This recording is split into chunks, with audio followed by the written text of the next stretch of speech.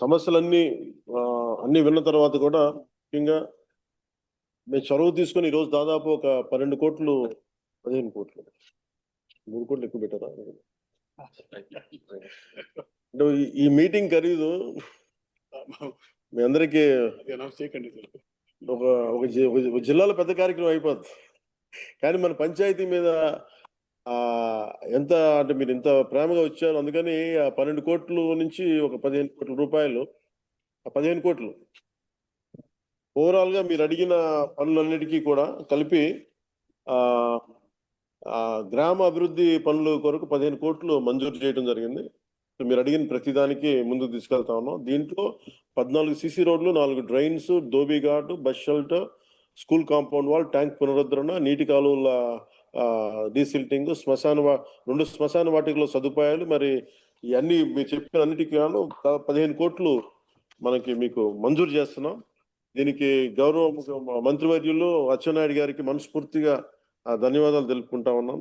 అలాగే అధికారులు అందరికీ కూడా పేరు పేరున ధన్యవాదాలు తెలుపుకుంటాను. ఈ కార్యక్రమంలో పాల్గొన్న కింజరపు అచ్చెన్నాయుడు గారికి, టెక్కలి శాసనసభ్యులు, గౌరవ మంత్రివర్యులు, అలాగే పంచాయతీరాజ్ మరియు గ్రామీణాభివృద్ధి శాఖ ప్రిన్సిపల్ సెక్రటరీ శ్రీ శశిభూషణ్ గారి సార్ కూడా మనస్ఫూర్తిగా నా ధన్యవాదాలు తెలుపుతా ఉన్నాను.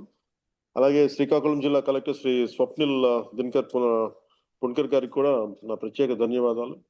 అలాగే పంచాయతీరాజ్ కమిషనర్ శ్రీ కృష్ణతేజ గారికి, అలాగే ముత్యాల రాజు గారు, AP state institute for rural development, వారికి నా కృతజ్ఞతలు తెలియజేస్తున్నాను. శ్రీ షణ్ముఖ్ కుమార్ గారికి, ఉపాధి హామీ పథకం సంచాలకులు, Swachhandhra corporation managing director Shri Anil Kumar Reddy గారికి, ఇంజనీరింగ్ ఇన్ చీఫ్ పంచాయతీరాజ్ శాఖ బాలు నాయక్ గారికి, ఇంజనీరింగ్ చీఫ్ గ్రామీణ నీటి సరఫరా శాఖ శ్రీమతి గాయత్రి గారికి, రాయవలస గ్రామ సర్పంచ్ సరళన బాలకృష్ణ గారికి, సో వారికి నా నమస్కారాలు తెలియజేయండి. డబ్బులు ఇవ్వగలిగాం, కానీ నేను మీ నుంచి ప్రత్యేకించి ఈరోజు కోరుకుంటుంది, మన ఊరు అభివృద్ధి చెందాలంటే ఇప్పుడు మనం రోడ్లు కట్టగలం, లేదంటే కాంపౌండ్ వాల్ కట్టగలం, కానీ ఆకతాయిల్ని నిలువరించాలంటే మీరు బాధ్యత తీసుకొని మీరు అందరూ ఊరి నుంచి ఏకతాటిపైన గట్టిగా గొంతు ఎత్తకపోతే అది తప్పదు. అంటే నేను నా ఉద్దేశం ఏంటంటే, మీరు రోడ్లు కట్టిన మన వాళ్ళు కాంపౌండ్ వాళ్ళు కట్టినంత మాత్రం ఆకతాయిలు ఏం మారరు. అంటే స్కూల్ వైపు చూడాలంటే, భయపడాలంటే మీరు అందరూ ఏకతాటిపైన ఇర్రెస్పెక్ట్ ఆఫ్ పొలిటికల్ పార్టీస్, మీరు కొంతమంది వైసీపీ ఉండొచ్చు, టీడీపీ ఉండొచ్చు, జనసేన ఉండొచ్చు, ఇంకే పార్టీ అయినా కావచ్చు, బీజేపీ ఉండొచ్చు, ఎవరైనా ఉండొచ్చు, కానీ ఇర్రెస్పెక్ట్ ఆఫ్ పార్టీస్, బట్ గ్రామానికి దగ్గరికి వచ్చేటప్పటికి మీరందరూ ఏకతాటిపైన ఉండటం అవసరం. ముఖ్యంగా స్కూల్ పిల్లలకు సంబంధించి కానీ, గ్రామ ఉమ్మడి ఆస్తుల మీద కానీ మనందరం ఏకాభిప్రాయంతో ఉండాలని మనస్ఫూర్తిగా కోరుకుంటూ, అలాగే పిల్లలు రోజు బడికి వెళ్తున్నారా లేదా అనే విషయాన్ని కూడా తల్లిదండ్రులు, గ్రామ పెద్దలు కూడా చూసుకోవాలి. విద్య అనేది ఇందాక మన జగదీశ్వర్ గారు మాట్లాడుతా మన ఎడ్యుకేషన్ గురించి చాలా గొప్పగా చెప్పారు. అందువల్ల విద్య అనేది మనం పిల్లలకి ఇవ్వగలిగితే అది విలువైన ఆస్తి. అందుకని అది కూడా మీ దృష్టికి తీసుకొస్తా ఉన్నాను. అలాగే గ్రామ శుభ్రత, శానిటేషన్, వీటన్నిటికి కూడా మీరు అందరూ ప్రత్యేకించి భాగస్వామ్యం తీసుకొని, కనీసం విలేజ్ సచివాలయాలు ఉన్నాయి, మీరందరూ పంచాయతీ ఆఫీసులు ఉన్నాయి, వీళ్ళందరూ కనీసం ఒక రోజుకి గ్రామ పరిసరాలని శుభ్రంగా చేసుకోవడంలో మీరు పార్టిసిపేట్ చేయాల్సిందిగా మనస్ఫూర్తిగా మిమ్మల్ని కోరుకుంటా ఉన్నాను. అంటే మన కష్టాలు వచ్చినప్పుడే విలువ తెలుస్తుంది. ఒకసారి మా ఇంట్లో ఏముంటుందంటే, నాకు వాటర్ ట్యాంక్లో నీళ్ళు అయిపోతాయి. మామూలుగా నీళ్ళు ఉన్నప్పుడేమో 3-4 బకెట్ కూడా చేసేస్తాను, కానీ నీళ్లు లేనప్పుడు ఒక్క హాఫ్ బకెట్తో సంపూర్ణంగా స్నానం చేస్తాను. అప్పుడు అనిపిస్తూ ఉంటుంది నీటి విలువ ఎంత నాకు. సో మీ అందరూ కూడా నాలాంటి అనుభవాలు ఉంటాయి. అందుకని వర్షాకాలంలో వర్షపు నీటిని మనం వృధా చేయకుండా నిల్వ చేసుకుంటే, అలాగే వ్యవసాయానికి మరి ఇతర అవసరాలకి వినియోగించుకోవాలి. అలాగే హరిత గ్రామాలంటే మొక్కలు వేయమంటే మొక్కలు వేసేటివి వేసి మొక్కలు వేసి, కానీ దాన్ని ఎవరు మెయింటైన్ చేస్తారు? గ్రామంలో మనమే ఒక భాగస్వామ్యం తీసుకోవాలి. నర్సరీల నుండి ఉచితంగా వచ్చే మొక్కల్ని ప్రతి గ్రామంలో ఇంట్లో నాటాలి. అది చిన్నపాటి సుందర వనంగా మనం చేసుకోవచ్చు ఈ ప్రతి గ్రామంలో. అలాగే ముఖ్యంగా పిల్లలు ఆడుకోలేకపోతున్నారు, బయటికి వెళ్ళి ఎంతసేపు సెల్ ఫోన్లో, టీవీలో ఆగిపోతున్నారు. అందువల్ల ప్రత్యేకించి మీ అందరికీ కూడా ఖాళీ స్థలాలను గుర్తించి వాటికి పిల్లల్ని ఆడుకునే అభివృద్ధి స్థలాలుగా చేయాలి అనేది ఉంది. అది మీరందరూ కొంచెం చొరవ తీసుకున్న ఆ దిశగా వెళ్ళండి. మా నుంచి ఎలాంటి సహకారం కావాలో నేను ముందుండి మేము నడిపిస్తాను. మీకు గుర్తుండి ఉంటుంది, నన్ను చిత్తూరు జిల్లా మన రాజంపేటలో ఒక చోట అడిగితే, రైల్వే కోడూరులో, నేను వెంటనే అక్కడ కనీసం మనకి 300 ఎకరాలంత భూమి ఉంది. ఇక్కడ అసలు సెంటు భూమి లేదు అక్కడ రైల్వే కోడూరు. సో నేను ఒక ఎకరన్నర కొని వాళ్ళకి స్కూల్ కోసం నేను పంచాల్సొచ్చింది.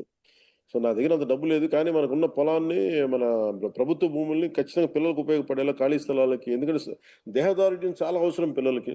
వయసు వచ్చిన ఆడబిడ్డలకి ఇంతమంది తల్లులున్నారు, అక్క చెల్లెలున్నారు, ఆడపడుచులున్నారు.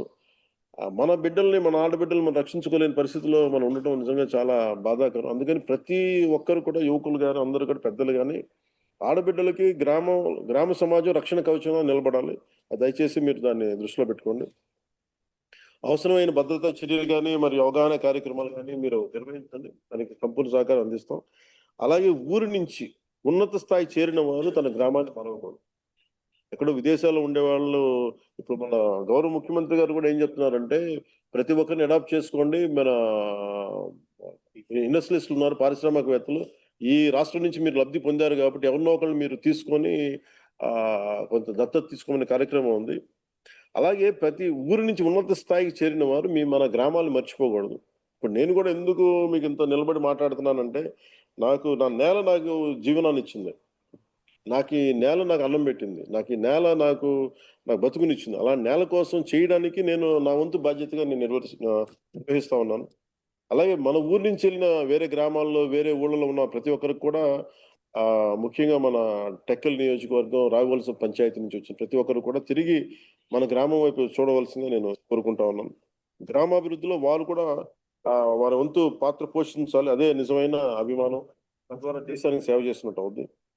చివరగా నేను ఒక్కటి చెప్పాలనుకున్నాను. ఒక్కొక్కరి అంటే మీ అందరి భాగస్వామ్యం చాలా కీలకం. ఈ రోజున 350 మంది ఉండుండొచ్చు కానీ 3500 మంది భాగస్వామ్యం చాలా కీలకం. దాని ఉంటే మీరు అభివృద్ధి దిశగా ముందుకు సాగుతుంది. మనందరం కలిసికట్టుగా పనిచేస్తే రావివలస గ్రామం రాష్ట్రానికి ఆదర్శ గ్రామంగా కాకుండా ఆధ్యాత్మిక పంచాయతీ కూడా నిలుస్తుంది. అది మీ అందరి సహకారంతో మనం ఆశించిన అభివృద్ధిని తప్పకుండా సాధించగలం తెలియజేసుకుంటూ, యోగా డే వస్తుంది. మనకి ఇంటర్నేషనల్ యోగా డే 21 జూన్ 2025 ప్రధానమంత్రి గారు వైజాగ్ వస్తా ఉన్నారు. దీంట్లో మనం ఏంటంటే నిన్న ముఖ్యమంత్రి గారు మాట్లాడుతూ చాలా కార్యక్రమాలు చేస్తా ఉన్నారు మేము అందరం చేయమని. సో మనం 25వ రోజున మీరు కూడా పిల్లలు కానీ మీరు కానీ అంటే నేను అడిగాను మొన్న ముఖ్యమంత్రి గారిని అడుగుతా ఉంటే ఆసనాలు అంటే ఇప్పుడు నా దగ్గర వక్రాసనం చక్రాసనాలు చేయాలంటే మా అందరికి నడువులు పోయినాయి కదా, ఎలా చేయాలని లేదు దాని గురించి ప్రత్యేకమైన ఆసనాలు ఉన్నాయి. సో అలాగే మనం కూడా ఎంతసేపు టీవీలో కూర్చొని అలసిపోయి మనం కూడా కొంచెం ఒళ్ళు కొంచెం వంచితే మంచిగా ఉంటుంది మనకి. అలా మనం ఎంతవరకు అయితే వంచగలము, మన వెన్నెముకను ఎంతవరకు వంచగలము, ఎంతవరకు సుఖంగా కూర్చోగలము, ఆ పద్ధతిలో యోగా పద్ధతులు ఉన్నాయి. సో మనందరం కూర్చొని మీరు కూడా దాంట్లో పాల్గొనవలసిందిగా కోరుకుంటూ, అలాగే కలెక్టర్ గారికి కూడా ప్రత్యేకించి స్కూల్ పిల్లల చేత, యువకుల చేత make sure that you participate on yoga day, international yoga day. అందుకని ఒకసారి మీ అందరికీ తెలియజేసుకున్నాను. ఒకసారి మరోమారు రావివలస పంచాయతీ ప్రజలందరికీ కూడా మనస్ఫూర్తిగా ధన్యవాదాలు తెలుపుకుంటూ, వచ్చిన ఆడపడుచులకి, అక్క చెల్లెలకి, పెద్దలకి, మేధావులకి అందరికీ ధన్యవాదాలు తెలుపుకుంటూ సెలవు తీసుకున్నాను.